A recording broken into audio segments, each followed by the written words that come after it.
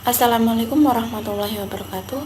Perkenalkan, saya Desti Angitasari, NPM 1804020010 dari jurusan Akuntansi Syariah B. Di sini saya akan mempresentasikan tentang proposal peran akuntansi sektor publik dalam perencanaan anggaran pada kinerja keuangan daerah Kecamatan Padang Ratu, Kabupaten Lampung Tengah.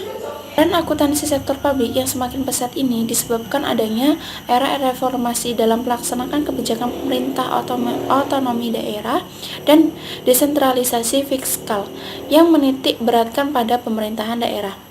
Anggaran memiliki beberapa fungsi dalam sektor publik. Yang pertama, fungsi anggaran yang paling utama yaitu sebagai alat perencanaan dan sebagai alat pengendalian. Sebagai alat perencanaan, di mana target harus dapat dicapai oleh pemerintah dalam satu periode, dan sebagai alat pengendalian itu memberikan batasan-batasan tertentu dalam melakukan belanja daerah.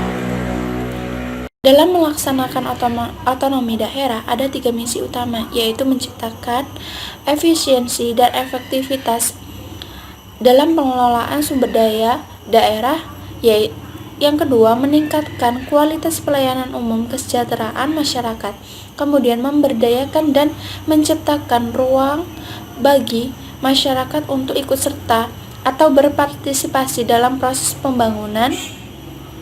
Yang kedua, itu ada aspek perencanaan. Daerah sangat membutuhkan aparat daerah yang berkualitas tinggi, bervariasi strategis, dan mampu berpikir strategis, serta memiliki norma yang mencerminkan kebutuhan daerah dan berkaitan langsung dengan permasalahan yang dihadapi oleh daerah. Proses penganggaran merupakan sebuah proses di mana yang paling sering menjadi sorotan oleh masyarakat. Bagi sebuah organisasi sektor publik, penganggaran sektor publik ini berkaitan dengan jumlah alokasi dana untuk tiap-tiap program aktivitas dalam satuan moneter. Jadi, anggaran merupakan salah satu rencana operasional keuangan yang mencakup estimasi pengeluaran yang diusulkan dari sumber pendapatan yang diharapkan membiayai dalam satu waktu periode. Jadi, anggaran itu adalah rencana atau perencanaan yang dibuat oleh para pemimpin perusahaan yang akan direalisasikan oleh karyawan perusahaan untuk memfasilitasi tercapainya tujuan organisasi. Penganggaran sektor publik ini harus diawali dengan tahap perencanaan, pelaksanaan, dan pelaporan. Dalam proses penganggaran ini lebih efektif apabila diawasi oleh lembaga pengawas khusus yang bertugas untuk mengontrol proses perencanaan dan pengendalian anggaran. Sesuai Undang-Undang Nomor 12 Tahun 2008 dan Undang-Undang Nomor 17 Tahun 2003 tentang Keuangan Negara, salah satu kewajiban kepala daerah adalah menyampaikan rencana atau perencanaan peraturan daerah. Sebab keberhasilan suatu negara itu dapat diukur dari terrealisasinya anggaran kinerja daerah. Jadi, dalam penelitian ini, saya memilih studi kasus pemerintah Kecamatan Padang Ratu, di mana dengan harapan agar pemerintah Kecamatan Padang Ratu mampu melaksanakan anggaran daerah dengan baik. Dalam penelitian ini diketahui untuk mengetahui peran akuntansi sektor publik dalam perencanaan anggaran kinerja keuangan daerah Kecamatan Padang Ratu, Kabupaten Lampung Tengah, khususnya pada pendapatan daerah pada tahun anggaran 2012. Pengelolaan pendapatan daerah Kecamatan Padang Ratu yang diselenggarakan oleh Dinas Pendapatan Pemerintah Kecamatan Padang Ratu, khususnya Dinas Pendapatan Daerah, mempunyai komitmen untuk mengembangkan kompetensi pegawai. Upaya mengembangkan kompetensi pegawai ini dilakukan dengan memberikan beberapa pelatihan baik dari dalam maupun dari luar kantor Dinas Pendapatan Daerah. Akuntansi sektor publik di sini memiliki tujuan untuk memberikan pelayanan publik dalam rangka memenuhi kebutuhan publik atau kebutuhan masyarakat. Jadi, akuntansi sektor publik merupakan sebuah entitas yang memiliki segala aktivitasnya berhubungan dengan nominal publik untuk menghasilkan barang dan pelayanan publik. Dalam hal ini, akuntansi sektor publik dengan akuntansi sektor swasta itu berbeda, namun fungsi akuntansi sektor publik sebenarnya juga biasa dilakukan oleh akuntansi sektor swasta. Nah, misalnya itu ada 6 tugas untuk menghasilkan beberapa jenis pelayanan seperti layanan komunikasi, penarikan pajak, pendidikan, transportasi publik, dan sebagainya. Peran akuntansi sektor publik. Yang pertama, akuntansi sektor publik itu memberikan informasi yang diperlukan untuk mengelola secara tepat, efisien, dan ekonomis atas suatu operasi atau alokasi sumber daya yang dipercaya kepada organisasi. Yang kedua, memberikan informasi yang memungkinkan bagi manajemen untuk melaporkan pelaksanaan tanggung jawab, mengelola secara tepat dan efektif program dan penggunaan sumber data yang menjadi wewenangnya. Kemungkinan juga bagi para pegawai pemerintah, akuntansi sektor publik ini berperan untuk melaporkan kepada publik atas hasil operasi pemerintah dan penggunaan dana publik. Kemudian selanjutnya kegunaan informasi akuntansi. Yang pertama itu bagi pemerintah. Informasi akuntansi ini digunakan dalam proses pengendalian, mulai dari perencanaan strategi, kemudian pembuatan program, penganggaran, evaluasi, dan pelaporan kinerja. Informasi akuntansi di sini bermanfaat untuk mengambil sebuah keputusan, terutama untuk membantu para manajemen dalam melakukan alokasi sumber daya yang kemudian dapat digunakan untuk menentukan biaya suatu program, proyek, atau aktivitas, serta kelayakan baik secara ekonomis maupun teknis. Dalam melakukan pengukuran kinerja, pemerintahan itu memerlukan informasi akuntansi, terutama menentukan indikator kinerja. Sebagai dasar penilaian kinerja, laporan keuangan sektor publik berupa laporan surplus atau defisit pada pemerintah. Bukan pengukuran kinerja, pemerintahan itu memerlukan informasi akuntansi, terutama menentukan indikator kinerja.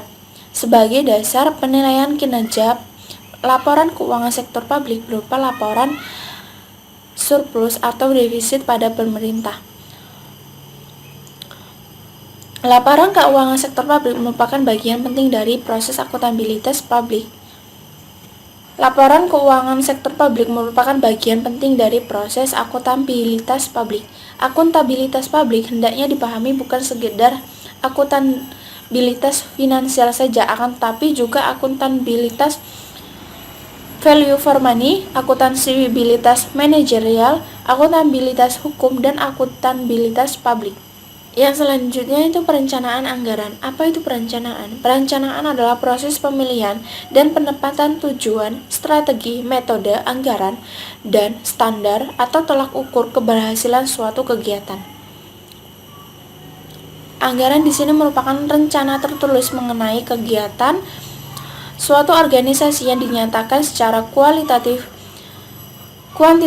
dan umumnya dinyatakan dalam satuan uang dalam waktu tertentu, yang kemudian anggaran ini menjadi alat manajemen dalam mencapai sebuah tujuan. Anggaran di sini berisi estimasi mengenai apa yang akan dilakukan oleh organisasi di masa yang akan datang. Setiap anggaran memberikan informasi mengenai apa yang hendak dilakukan dalam beberapa periode yang akan datang. Jadi, perencanaan anggaran adalah bagaimana cara mengalokasikan dana yang baik dan penggunanya itu sesuai dengan tujuan yang telah ditetapkan, sehingga mampu menggambarkan kondisi keuangan dari organisasi yang meliputi informasi mengenai pendapatan, belanja, serta aktivitas. Adapun fungsi anggaran, yang pertama itu fungsi perencanaan, di mana sebagai alat perencanaan tertulis menuntut pemikiran yang diteliti dan memberikan gambaran yang lebih jelas dalam unit dan uang. Yang kedua, fungsi pelaksanaan. Jadi, di sini anggaran itu merupakan pedoman dalam pelaksanaan pekerjaan, sehingga para pekerja itu dapat dilaksanakan secara selaras dalam mencapai sebuah tujuan atau laba. Jadi, anggaran ini penting untuk menyelaraskan setiap bagian kegiatan, sehingga setiap bagian kegiatan itu melaksanakan tugasnya secara selaras, terarah, dan koordinasi sesuai dengan apa yang telah direncanakan dalam proses anggaran. Itu fungsi pengawasan. Jadi, anggaran di sini merupakan alat pengawas atau controlling. Pengawas di sini adalah mengevaluasi atau menilai terhadap pelaksanaan pekerjaan dengan cara membandingkan realisasi dalam rencana anggaran dan melakukan tindakan perbaikan apabila dipandang perlu, apabila jika terdapat penyimpangan yang telah merugikan. Dan adanya keuangan negara. Apa itu keuangan negara? Keuangan negara adalah semua hak dan kewajiban negara yang dapat dinilai dengan uang, termasuk kebijakan dan kegiatan di bidang fiskal, moneter, dan pengelolaan kekayaan negara yang telah dipisahkan dari sisi subjektif, meliputi seluruh objek yang dimiliki negara atau dikuasai oleh pemerintah pusat, pemerintah daerah, pemerintah negara, dan badan yang lain yang berhubungan dengan keuangan negara. Telah diterapkannya kebijakan otonomi daerah, maka dengan penyelenggaraan pemerintahan diperlukan kewenangan dan kemampuan yang memadai dalam menggali sumber keuangan sendiri yang didukung oleh perimbangan keuangan antara pemerintah pusat dan pemerintah daerah, serta antara provinsi dengan kabupaten yang merupakan prasyarat dalam sistem pemerintahan daerah. Adalah dapat diartikan sebagai hasil kerja seorang pekerja dalam proses manajemen atau suatu organisasi secara keseluruhan, sebuah di mana hasil kerja tersebut harus dapat diukur dengan dibandingkan standar yang telah ditetapkan. Jadi, dalam penelitian ini, hasil analisis pendapatan dan pengeluaran merupakan sebuah komponen dalam menganalisis keuangan daerah. Jika pendapatan itu lebih besar daripada pengeluaran, akan menjadi surplus anggaran. Dan jika pengeluaran itu lebih besar daripada pendapatan, maka akan terjadi defisit anggaran. Dalam hal ini, perlu diperhatikan bagaimana kondisi keuangan yang ada pada tahun sekarang dan kecenderungan pada tahun-tahun yang akan datang, sehingga pola surplus dan defisit anggaran dapat diprediksikan. Dilihat dari sisi pendapatan keuangan daerah, yang berhasil adalah keuangan daerah yang mampu meningkatkan penerimaan daerah secara berkesinambungan seiring dengan perkembangan perekonomian tanpa memperburuk alokasi faktor produksi dan keadilan. Di sisi pengeluaran, daerah yang berhasil itu jika keuangan daerah yang mampu membelanjakan pendapatan yang diterima untuk selanjutnya memberikan timbal balik atas pengeluaran tersebut. Nah, timbal balik ini seperti pendapatan pajak dan retribusi. Dalam sisi pendapatan, menggunakan pendapatan asli daerah sebagai titik sentral analisisnya, sedangkan analisis sisi pengeluaran itu menekankan pada pembelanjaan daerah sebagai titik sentralisasi analisis, dan diharapkan adanya perbaikan mekanisme pengelolaan keuangan daerah berjalan dengan lancar. Penelitian ini, peneliti menggunakan metode peneliti kualitatif studi kasus. Studi kasus adalah peneliti dengan karakteristik masalah yang berkaitan dengan latar belakang. Nah, pendekatan studi kasus ini dilakukan dengan cara observasi mendalam terhadap suatu objek penelitian dari beberapa keadaan yang dianggap sama. Penelitian ini dilakukan pada kantor Kecamatan Padang Ratu, Kabupaten Lampung Tengah. Nah, itu sumber data. Ada dua sumber data. Yang pertama itu data primer, yaitu sumber data yang diperoleh secara langsung dari sumber asli atau pihak pertama.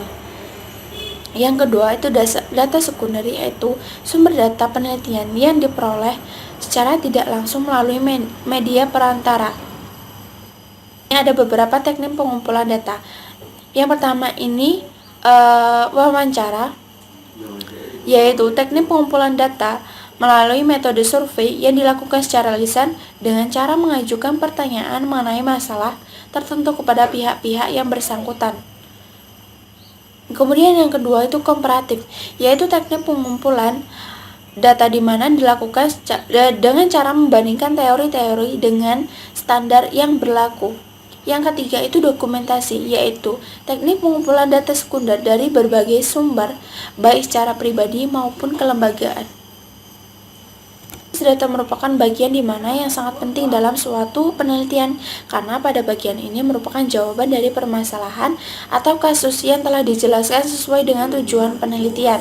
Macam kegiatan analisis data kualitatif. Yang pertama itu reduksi data, yaitu data ini diperoleh dari lapangan yang jumlahnya itu cukup banyak untuk perlu dicatat secara teliti dan rinci. Reduksi data di sini berarti merangkum, memilih hal-hal yang pokok, serta memfokuskan pada hal-hal yang penting, dicari tema serta polanya, dan membuang yang tidak perlu.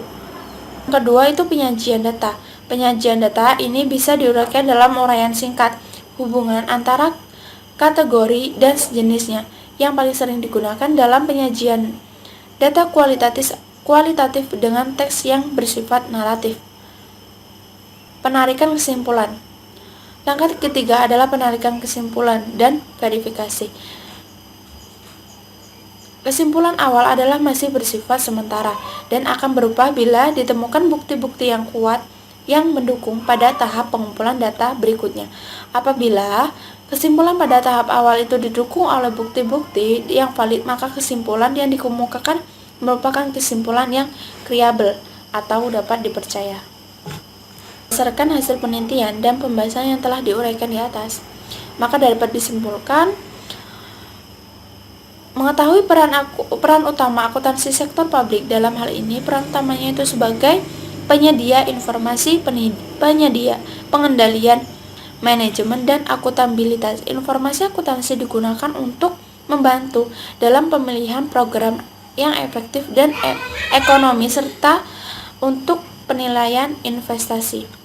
Dalam pengukuran kinerja, pemerintahan memerlukan informasi akuntansi terutama untuk menemukan indikator kinerja serta penilaian kinerja. Perencanaan adalah susunan atau rumusan sistematis mengenai langkah-langkah yang akan dilakukan di masa yang akan datang dengan pertimbangan-pertimbangan dengan seksama atas potensi, faktor-faktor internal, dan pihak yang berkepentingan dalam mencapai tujuan tertentu. Penganggaran merupakan alat utama bagi manajemen atau manajer untuk menjalankan fungsi manajemen, planning, organizing,